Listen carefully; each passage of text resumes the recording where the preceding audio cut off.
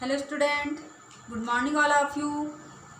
हम अब संधि का जो है पार्ट 3 है ना वो पढ़ने जा रहे हैं, जिसमें हमने की 2 संधि जो है आपकी समाप्त कर चुकी है ना। एक तो दीर्घ स्वर संधि और दूसरा क्या है गुण स्वर संधि। तो दीर्घ स्वर संधि में क्या हुआ था, हमने बताया था कि छोटा छोटा प्लस छोटा बड़ा, बड़ा प्लस बड़ा बड़ा, और छोटा प्लस बड़ा, और चाहे बड़ा प्लस छोटा क्या मिलके हो जाता है दीर्घ स्वर संधि में बड़ा हो जाता है, कुल मिला के उसमें बड़ा हो जाता है। गुण स्वर संधि में बताया था कि आ के बाद ई आता है तो क्या बन जाता है, ए बन जाता है, और आ के बाद उ आए तो ओ बन जाता है, यानी ये शुरू वाले अक्षर बन जाते हैं, है ना।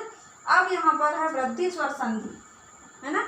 वृद्धि स्वर संधि में क्या होता है, आ के बाद ए आए तो ए हो जाता है, यानी बड़ा वाला हो जाता है। आ के बाद ओ आए तो आ हो जाता है, यानी ये बड़ा वाला हो जाता है। वृद्धि में भी क्या होता है, वृद्धि होती है, प्रगति होती है, उन्नति होती है, तो वो क्या हो जाते हैं, बड़े हो जाते हैं। याद रखना है अपने को कि गुण स्वर संधि में क्या हुआ था, आ के बाद ई आया था तो ए हुआ था, आ के बाद उ आया था तो ओ हो गया था, है ना। और यहाँ पर क्या हो गया, आ के बाद ए आया तो ए हो गया, और आ के बाद ओ आया तो अ हो गया, यानी इसमें दोनों बड़े बड़े हो गए हैं।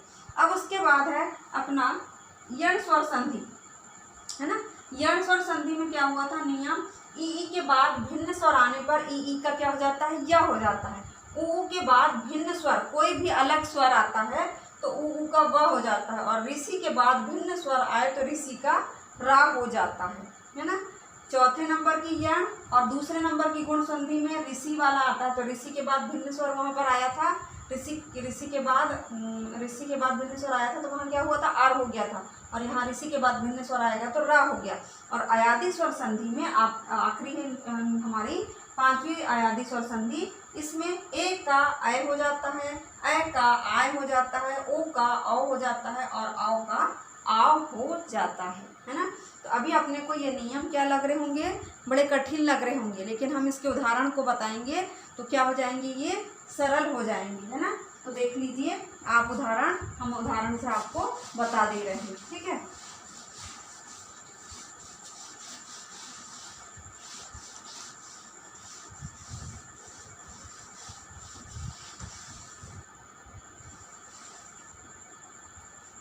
फर्स्ट में था हमारा वृद्धि स्वर संधि, है ना। वृद्धि स्वर संधि का एक उदाहरण लेते हैं हम। इसमें बताया गया है कि एक उदाहरण लेते हैं हम, सदा धन एव, सदा धन एव, तो यहाँ पर है आ धन ए, आ के बाद क्या बोला था इसमें, ए आए तो क्या हो गया था, आ के बाद ए आए थे तो क्या हो गया था, ए हो गया था। तो यहाँ पर क्या हो गया, सदा धन एव अपन लिखते हैं सदैव, डबल मात्रा लगाते हैं, यहाँ पर ये बड़ा आ गया, समझ में आ गया है ना, ये बड़ा हुआ कि नहीं। अब उसके बाद फिर हम एक ओ का उदाहरण बता देते हैं आपको, है ना। जल धन ओक, जल धन ओक बराबर क्या हुआ, जलौक, औ की मात्रा लग गई। यहाँ पर देखो ये आया, आ बोले था तो आ धन ओ मिलके क्या बन गया, बड़ा ओ, ये बड़ा ओ की मात्रा लग गई इसमें। दो मात्रा नहीं लगाते हैं क्या, हाँ लगाते हैं, पर इसमें अपन नहीं लगाएंगे, तो यह लौक, जलौक हो गया। ये समझ में आ गया। अब जो है अपनी अगली स्वर संधि कौन सी संधि आती है, अगली संधि है अपनी दीर्घ के वृद्धि के बाद अयादि स्वर संधि, यण स्वर संधि, है ना। यण स्वर संधि में इसका भी एक उदाहरण देख लीजिए। सबसे पहले हमने लिखे अति, यहाँ पर हम लिखते हैं यण स्वर संधि, तो अति धन अधिक, अति धन अधिक बराबर क्या हो गया, अत्यधिक, अत्यधिक।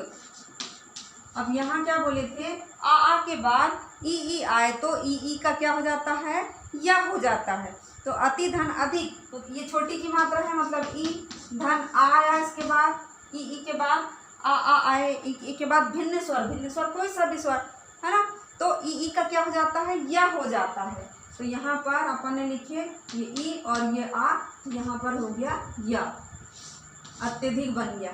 नहीं तो अपन लिखते तो अपन ऐसा साधारण बनाते तो लिखते अति अधिक, अति अधिक ना करके अपन क्या बोलेंगे अत्यधिक। उसके बाद सेकंड इसका ई के बाद ऊ के बाद यदि भिन्न स्वर आए तो ऊ का वा हो जाता है। तो एक ऊ वाला उदाहरण देख लेते हैं अपन। कौन सा उदाहरण है? सुधन आगत, सुधन आगत बराबर स्वागत, है ना। तो ये छोटा ऊ धन बड़ा आ, ये भिन्न स्वर बराबर ये क्या बन गया वा, स्वागत। अपन यहाँ पर आ जोड़ सकते थे लेकिन आ नहीं जोड़ेंगे, नियम के अनुसार वाह हो गया। ये भी समझ में आ गया। अब एक ऋषि वाला एक उदाहरण देख लेते हैं अपन, है ना। तो क्या हो जाएगा, अपने को समझ में आ जाएगा। ये यण स्वर संधि का एक ऋषि वाला उदाहरण देख लेते हैं, ये अपने को समझ में आ जाएगा। मात्राज्ञा, ये लिखी अपन ने मात्राज्ञा, वितरा त्रिशूल का, है ना। तो मात्र धन आज्ञा, मात्र धन आज्ञा, तो ये री ऋषि का है। यहाँ जो गोल रेट वगैरह रहती है उसको क्या बोलते हैं, री ऋषि का। धन आ, ऋषि के बाद यदि कोई भिन्न स्वर आए तो ऋषि का क्या हो जाता है, अर हो जाता है, नहीं रा हो जाता है, सिर्फ रा। तो ये त्रा त्रिशूल का जो बना है ये मतलब रा है, तो ये बन गया रा। आ गया बच्चों समझ में। अब अपन आखिरी वाला एक उदाहरण है यानी अयादी स्वर संधि का, वो आपको समझा देते हैं और आपको अच्छे से नियम लिख के हम जो है कॉपी में भेज देंगे, तो आप उसको क्या कर लीजिएगा, नोट कर लीजिएगा, है ना। अयादी स्वर संधि में नयन उदाहरण बताते हैं, है ना। ये अयादी में आ गए अपन नयन, तो इसका क्या बन जाएगा, ने धन अन, है ना। ने धन अन, इसमें बोला था ए का क्या हो जाता है, अय, अय हो जाता है। तो ये आ का या और ये ना का आ और या का या, ठीक। ना के अंदर क्या छिपा, आ, और या का या, आय हो गया, है ना। ये एक उदाहरण हो गया। फिर अपन दूसरा उदाहरण देख लेते हैं। इसमें है अगला उदाहरण, ओ का क्या हो जाता है, आ हो जाता है ना। तो नायक, नायक, नायक में ने धन क्या हो जाएगा, नय धन अक, ये नय धन अक, तो ये नाया का, ना का आ और या का या, आय, आय हो गया। अब क्या बोला था, आओ आओ, है ना। ओ का आ और आओ का आ हो जाता। पावक, अब लिखते हैं अपन यहाँ पर पावक, पावक का पो, प धन अक,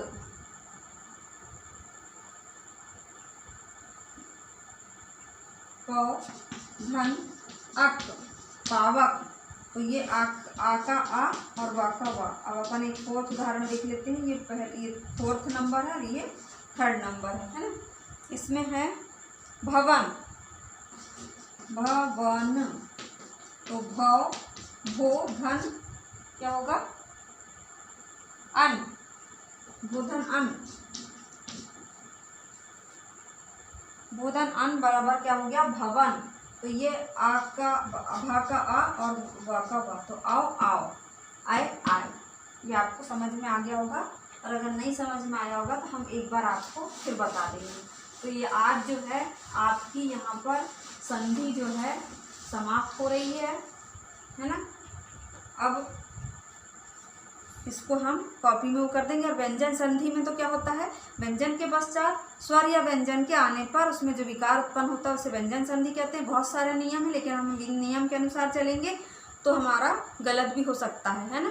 बस अपने को याद रखना कि व्यंजन संधि में हलंत लगाया जाता है। और विसर्ग संधि, विसर्ग के पश्चात स्वर या व्यंजन के आने पर उसमें जो विकार उत्पन्न होता है उसे विसर्ग संधि कहते हैं। विसर्ग संधि के भी बहुत सारे नियम हैं, पर हम उसको उदाहरण के माध्यम से पढ़ेंगे तो हमको समझ में आ जाएगी। अगर नियम पढ़ेंगे तो हम क्या करेंगे, हमको बहुत कंफ्यूज करेंगे। इसलिए जो मेन नियम थे हमारे स्वर संधि के वो हमने पढ़ चुके हैं। तो बच्चों आज की कक्षा यही समाप्त हो रही है।